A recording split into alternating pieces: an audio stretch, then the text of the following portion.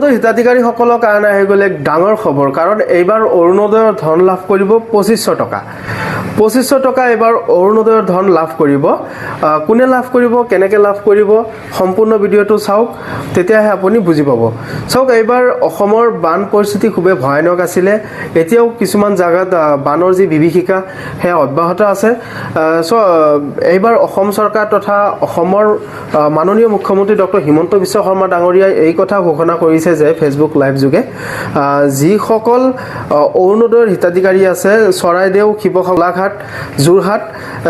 এইসমূহ জিলাৰ হিতাধিকাৰীসকলক 1 আগষ্টৰ পৰা 2500 টকাকৈ অৰুণোদয়ৰ ধন দিয়াৰ কথা ঘোষণা কৰিছে খুবেই ভাল খবৰ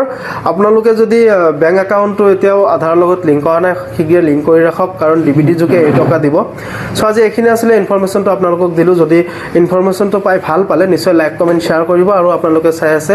গ্ৰাম ইনফটেক চেনেল যদি ফেচবুকত চাই আছে ফ'ল' কৰিব আৰু যদি ইউটিউবত চাই আছে ছাবস্ক্ৰাইব কৰিব ধন্যবাদ জয় অসম